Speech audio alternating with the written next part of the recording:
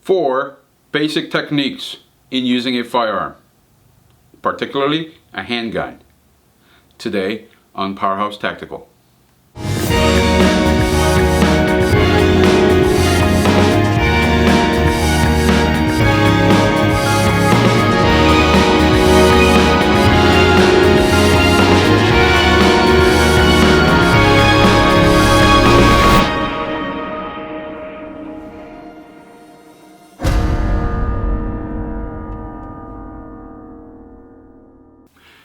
Hi, fellow American patriots.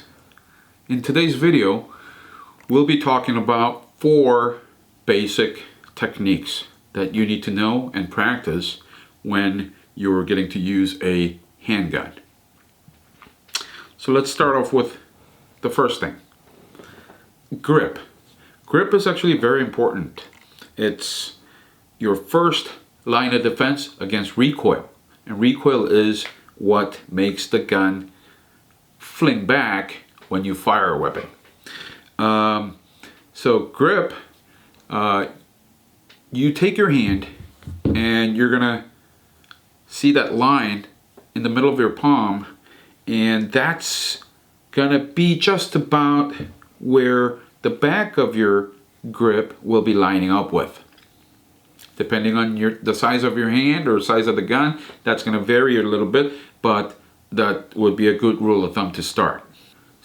In second part of the grip technique, you want to make sure that that beaver tail on the back of your pistol is very tightly pushed up against the web of your fingers here, web of your hand. So when you grip it, we do not want to see a little gap there, like that. We don't want to see that. Okay, and have 3 of your shooting hand, 3 fingers of your shooting hand go around the grip tightly, and making sure your middle finger is pressed up onto the trigger guard, while your shooting finger, trigger finger, is resting on this side of the gun. On the other side of the gun, you'll notice that my 3 fingers are wrapped around the grip, as well as my thumb is not resting down, but actually kind of sticking up. I call that the flag finger. So it's up like the flag. So that's how you want your shooting hand to be. As far as your support hand, you want the meaty part of your support hand to be taking up as much real estate on that leftover part of the grip as much as possible. So you want that to be all the way in there, and all 4 fingers of your support hand to be wrapped around the 3 fingers of your shooting hand. Your thumb rests on the other side of the pistol, and finally your flag finger rests lightly, softly on top of your support hand, not pressed down, like, you know, with a lot of force or anything. It just comfortably rests on your support hand. With that said, I see a couple of different not so recommendable way that people grip their guns when they shoot that I like to point out. One is people cup the bottom of their grip. That provides virtually zero support. It may give you a little bit of support while you're aiming, but then when you fire and that recoil happens, there's nothing. Gun doesn't go down, it goes up and back. So if you are cupping the pistol from the bottom, you're not providing any support. Number 2, have your index finger in front of your trigger guard.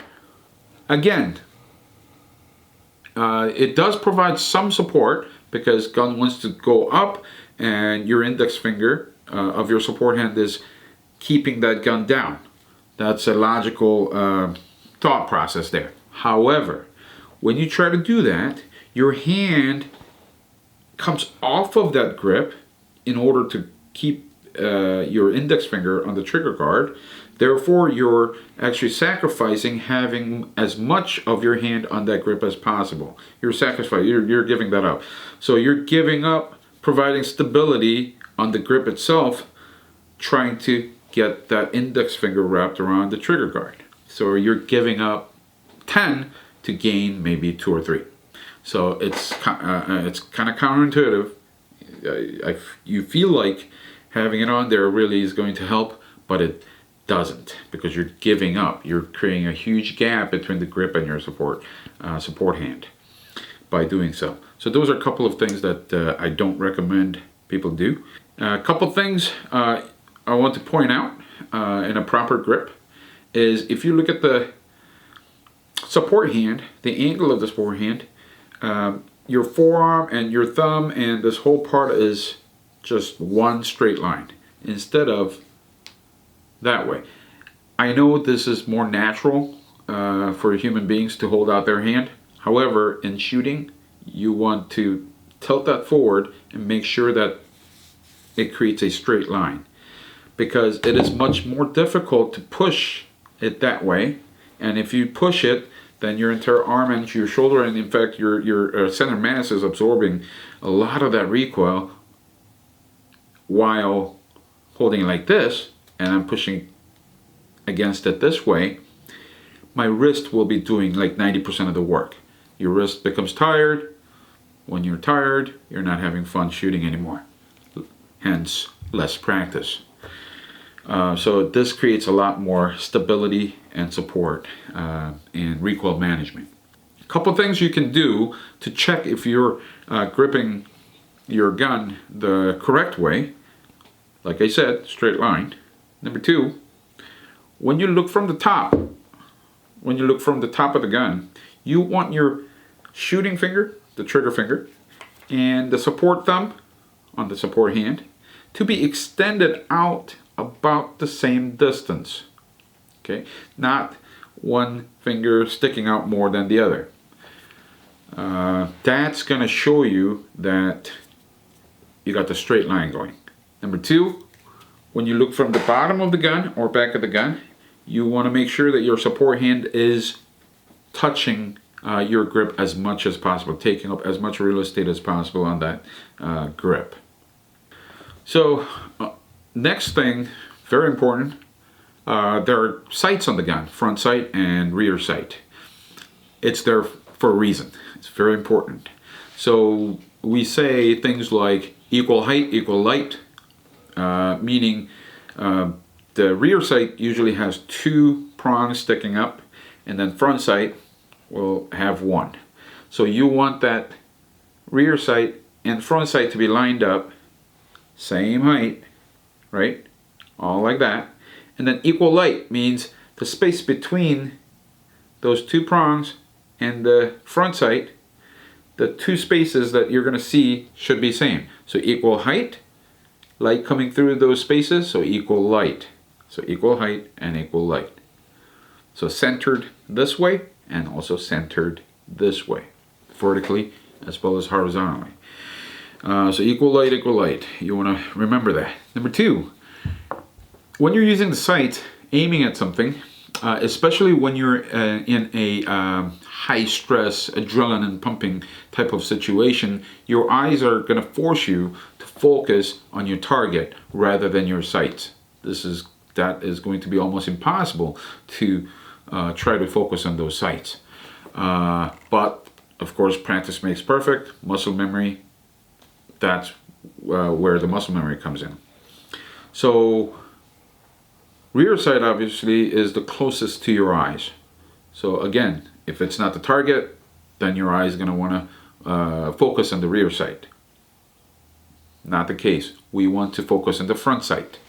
So front sight, focusing on the front sight picture looks like this. And focusing on rear sight looks like that. Obviously our body, our eyes, our brain's going to kind of force us to focus on the target that looks like this.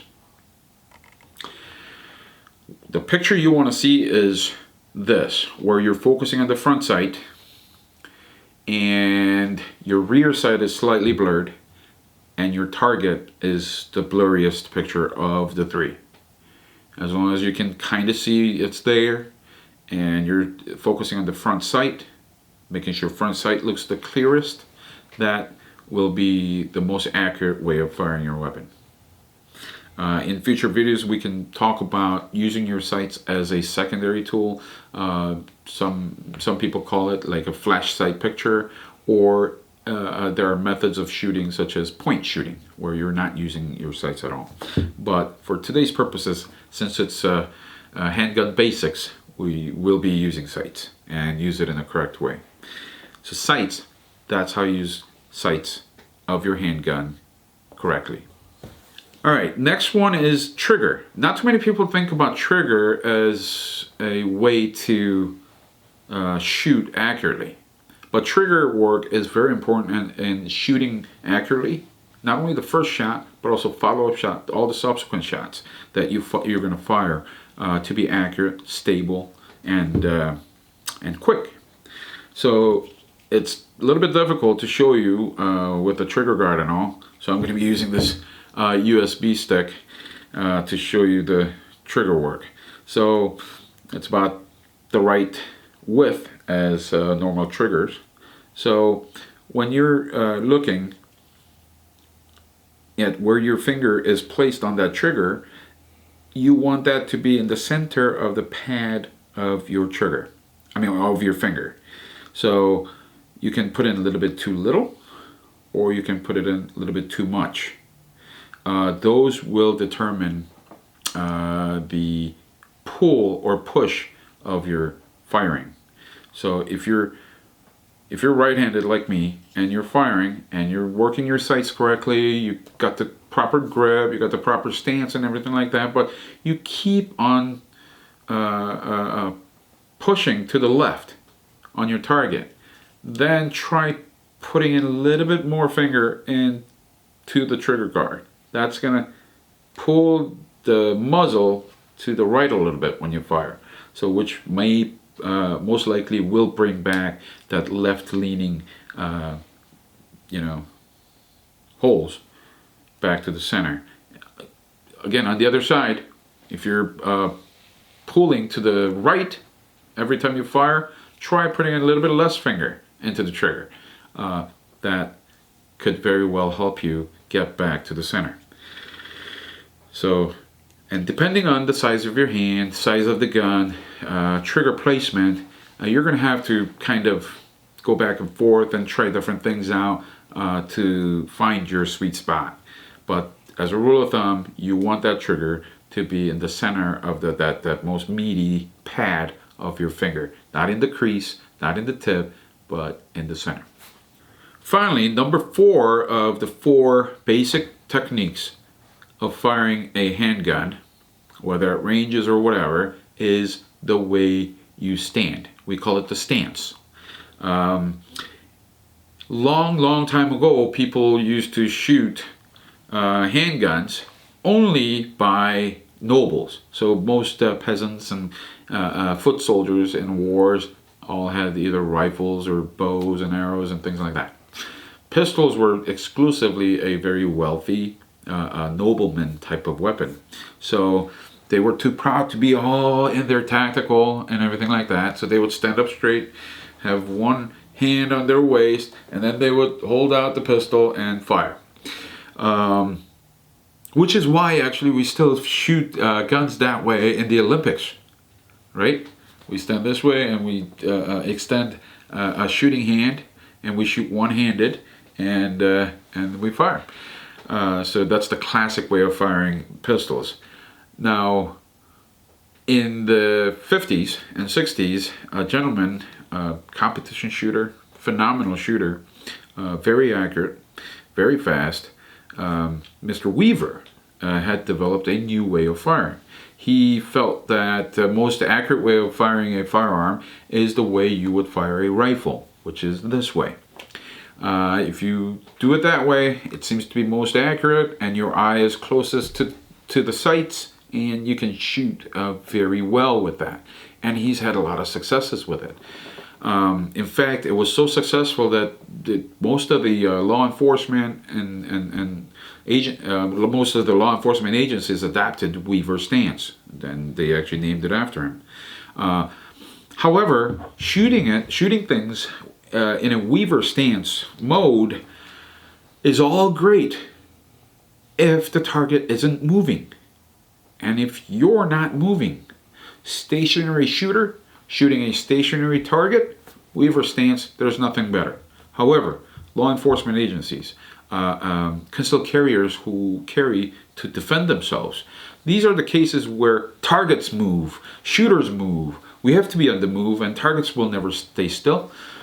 In those cases, it's very difficult and in some cases very dangerous to shoot in a weaver stance, because you're turning to one side, you're creating a huge blind spot to your left, again, if you're a right-handed shooter, and you're only shooting this way, and if all of a sudden bad guy pops up from your right, you have to do a whole 180-degree turnaround in order to address that target. So it's a very impractical and, like I said, at times very dangerous way to practice. So better way would be, well, actually best way would be to practice in a real situation, right? In some cases you might be shooting to your left, some cases you might be shooting to the right, in some cases you might be fallen on the ground and you're shooting from on your back on the ground.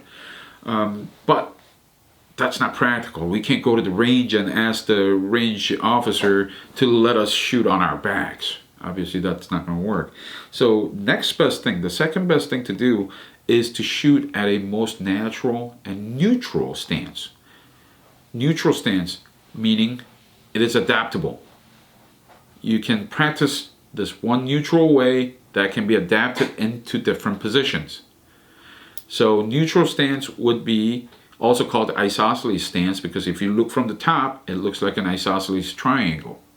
So this is the way you want to practice and train, so that when the time comes where you have to defend yourself in a different situation, you can actually adapt into that situation to fire. With that said, the proper way to do it, your feet are going to be about shoulder length apart, maybe slightly wider, almost like a golf stand. You're going to kind of stick your butt out a little, keep your back straight. Don't bring the gun so much up to your eyes where your shoulders are tensing up. You want to relax your shoulders and place the gun at where it's most comfortable and bring the eyes down to the sights. So instead of bringing it up, you bring your eyes down to the target, and not the target but the sights. That's the proper way to train for the neutral stance, and that's going to come in handy when you have to adapt into different situations of firing. So that pretty much wraps up all the techniques, the basic techniques, mind you, about using a handgun. I hope you guys have learned something today, and no technique beats repeated practice. So make sure you go to the range on a regular basis and get some practice hours in. And in those practices, I hope a few things that we went over today will come in handy. So nothing like muscle memory. Keep that practice going. Stay safe, stay yellow. God bless you, and God bless our Republic.